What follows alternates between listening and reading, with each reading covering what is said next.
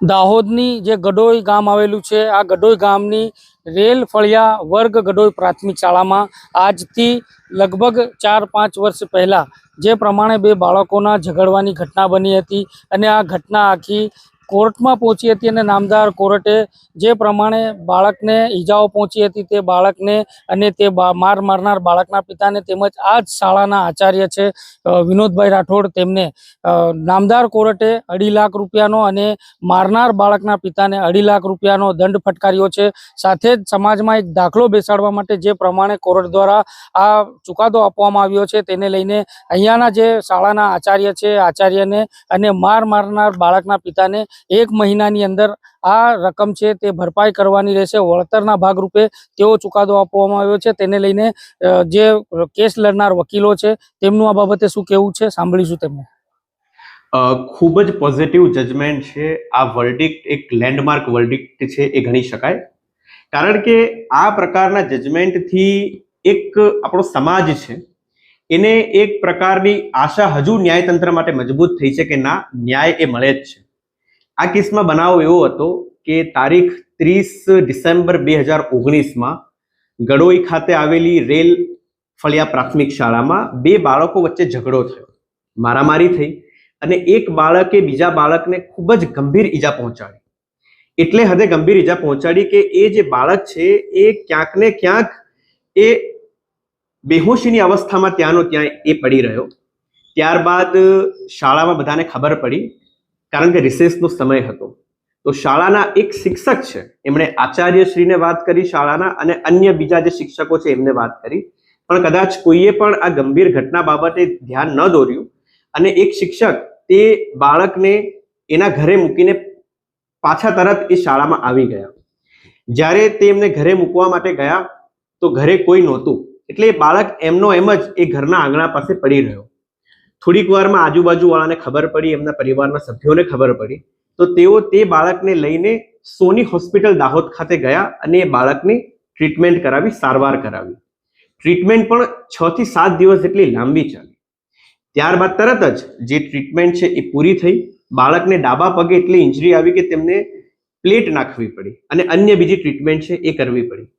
ત્યારબાદ જે ઘટના ઘટી એને તરત જ બીજા દિવસે, એટલે ટ્રીટમેન્ટ લીધી એના બીજા દિવસે 6 તારીખે જે બાળક છે કે જે ઈજાગ્રસ્ત હતો એના પરિવારવાળા અને ઘરના સભ્યો દાહોદના પોલીસ સ્ટેશને ગયા।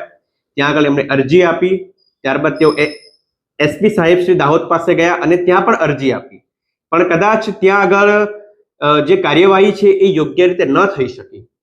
જો કે આ માઇનોર બાળકોની વચ્ચે જે પ્રમાણે કિસ્સાઓ બનતા હોય છે ઝઘડવાના અને તેને લઈને પરિણામો છે તે આવતા હોય છે, તેમાંનું એક પરિણામ છે કે અહીંયા જે પ્રાથમિક શાળા આવેલી છે ગડોઈ ગામની, અને આ ગડોઈ ગામની પ્રાથમિક શાળામાં બાળકોના અભ્યાસ કરવા આવેલા અને જ્યારે રિસેસનો સમય હતો ત્યારે અહીંયા બે બાળકો ઝઘડ્યા હતા।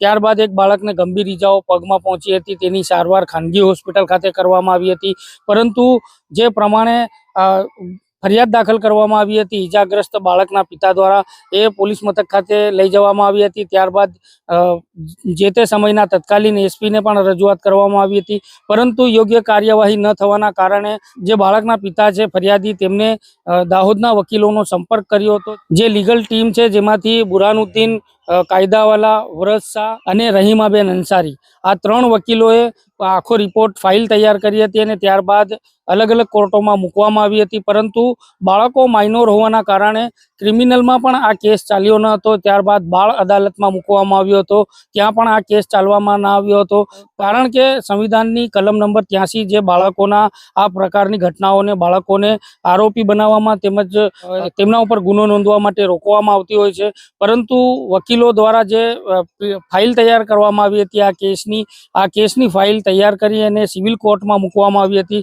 સિવિલ કોર્ટમાં લગભગ 1 થી 1.5 વર્ષના સમયગાળા દરમિયાન આ સમગ્ર કેસનો ચુકાદો આપવામાં આવ્યો હતો, જેમાં ચુકાદામાં માત્ર ને માત્ર સમાજમાં એક દાખલો બેસાડવા માટેની મુહિમ છે તે કોર્ટ દ્વારા ઉપાડવામાં આવી છે। જે પ્રમાણેની બાળકોની ઝઘડવાની ઘટનાઓ બનતી હોય છે તેમાં મોટા ઇસ્યુ ઊભા થતા હોય છે, તેને લઈને આના સંપૂર્ણ જવાબદાર જે શાળાના આચાર્ય છે તે રહેતા હોય છે। તેને લઈને જ નામદાર સિવિલ કોર્ટ દ્વારા આ ચુકાદો છે તે જાહેર કરવામાં આવ્યો છે। દાહોદની નામદાર જ્યુડિશિયલ મેજિસ્ટ્રેટ ફર્સ્ટ ક્લાસ કોર્ટમાં જે પરિવાર છે એમના સભ્યો દ્વારા ક્રિમિનલ ઇન્ક્વાયરી દાખલ કરવામાં આવી કે આ પ્રકારની ઘટના ઘટી છે તો એફઆઈઆર છે એ દાખલ થવી જોઈએ, કાયદેસરની કાર્યવાહી છે એ પણ થવી જોઈએ.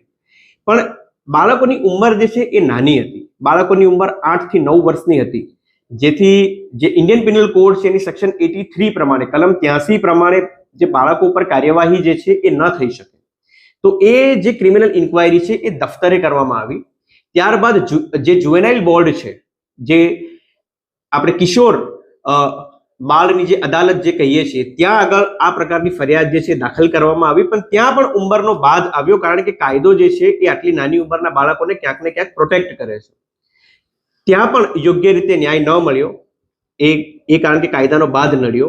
તે બાદ દાહોદમાં વર્ષ 2023માં 28/4/2023 ના રોજ દાહોદની નામદાર જે સિવિલ કોર્ટ છે ત્યાં આગળ એડવોકેટ બુરહાનુદ્દીન એમ કાયદાવાલા દ્વારા સિવિલ દાવો દાખલ કરવામાં આવ્યો. અને આ જે દાવો દાખલ કરવામાં આવ્યો એ દાવામાં જે બાળકે માર્યું હતું એના પિતાને દાખલ કરવામાં આવ્યા, એડ કરવામાં આવ્યા પક્ષકાર તરીકે. અને સાથે સાથે જે ગડોઈ રેલ ફળિયું પ્રાથમિક શાળા છે ત્યાંના જે આચાર્ય શ્રી છે વિનોદભાઈ બદુભાઈ રાઠોડ, એમને પણ આ દાવામાં પક્ષકાર તરીકે જોડવામાં આવ્યા, કારણ કે એમની પણ એટલી જ જવાબદારી હતી.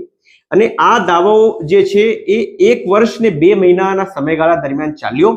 અને આ દાવામાં એક લીગલ મેક્સિમ છે, ફોલ્સસ ઇન ફોલ્સસ ઇન ઓમ્નિબસ, એટલે કે false in one thing, false in everything. જ્યારે કોઈ કિસ્સામાં શરૂઆતથી જ ખોટું થતું રહ્યું હોય તો એન્ડ સુધી એ તમામ બાબત છે એ ખોટી જ થાય છે. આ કેસમાં જે અમારા લીગલ એસોસિએટ છે રહીમાબેન અંસારી, એમણે આ પ્રિન્સિપલ ઉપર લીગલ રિસર્ચ વર્ક કર્યું. અને અંતમાં જ્યારે આ કેસમાં અમે આર્ગ્યુમેન્ટ્સ કર્યા ત્યારે દાહોદની નામદાર સિવિલ કોર્ટ છે, એમના નામદાર સિવિલ એડિશનલ જે જજ છે, એમણે શાળાના આચાર્યશ્રીને 2.5 લાખ રૂપિયાનો દંડ ફટકાર્યો. અને સાથે સાથે જે બાળકે ઈજા પહોંચાડી હતી એના પિતાને પણ 2.5 લાખ રૂપિયાનો દંડ પહોંચાડ્યો. કારણ કે આ જે બનાવ બન્યો એમાં શાળાના આચાર્યશ્રીએ આ પ્રકારની જાણ, આ બનાવની જાણ શાળાના સંચાલક મંડળને પણ નહોતી કરી, જિલ્લા શિક્ષણ અધિકારી શ્રીને પણ આ બાબતની જાણ નહોતી કરી.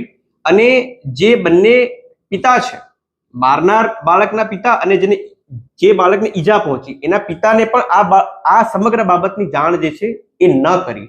માટે ક્યાંક ને ક્યાંક આચાર્યશ્રી છે એ પોતાની ફરજમાંથી ચૂક્યા છે, પોતાની ફરજ બજાવવામાંથી ચૂક્યા છે. તો આ બાબતે નામદાર જે સિવિલ કોર્ટ છે એમણે દાહોદના જે ડીઈઓ છે, જિલ્લા શિક્ષણ અધિકારી શ્રી છે, એમને પત્ર લખ્યો છે કે આ પ્રકારનું કૃત્ય બન્યું છે અને શાળાના જે આચાર્યશ્રી છે એ બેદરકાર રહ્યા છે. તો ક્યાંક ને ક્યાંક જે કોર્ટનો ઓર્ડર છે એમાં શબ્દ છે કે પાયસ ડ્યુટી, એ પોતાની પવિત્ર ફરજ જે છે એ બજાવવામાંથી ચૂક્યા છે. તો આ પ્રકારની બેદરકારી જે છે એ આચાર્યશ્રી દ્વારા દાખવવામાં આવી છે. તો કયા એ પ્રકારના કારણો રહ્યા એ બાબતનો જે પત્ર છે એ નામદારની સિવિલ કોર્ટે જે જિલ્લા શિક્ષણ અધિકારી શ્રી છે એમને લખ્યો. આ જે કેસ ચાલ્યો એનું જે કોર્ટનું વર્ડિક્ટ આવ્યું એ 22 જુલાઈ 2024 ના રોજ ડિક્લેર કરવામાં આવ્યું. તો ઓર્ડર પાસ થયો એના એ દિવસથી 1 મહિના સુધીનો સમયગાળો જે છે એ આપ્યો છે કે આ 1 મહિનાના સમયગાળામાં જે આજે બંને પક્ષકારો છે એમણે જે દંડ જે કર્યો છે એ વળતર તરીકે ભરપાઈ કરવાનો રહેશે. તો બાળકો જ્યારે પોતાનું ઘર છોડીને શાળાએ જાય છે ત્યારે શાળાના શિક્ષકો અને આચાર્યશ્રી બેદરકાર ન રહે, એ લોકો જે બાળકો છે એમની જવાબદારી યોગ્ય રીતે નિભાવે એ માટે દાખલો બેસાડતું ખૂબ જ ઉત્કૃષ્ટ જજમેન્ટ દાહોદની નામદાર સિવિલ કોર્ટે આપ્યું છે. જ્યારે ઘરેથી નીકળી અને બાળક શાળાએ આવતો હોય છે અભ્યાસ મેળવવા માટે, ત્યારે તેમના ગુરુઓ પાસે જતો હોય છે આ શિષ્ય, અને તે અભ્યાસ મેળવવાના સમયગાળા દરમિયાન જે પ્રકારની ઘટનાઓ બનતી હોય છે, આ ઘટનાઓની તમામ જવાબદારી જે શાળાના આચાર્ય છે, શાળાના શિક્ષકો છે, તેમના સિરે રહેતી હોય છે.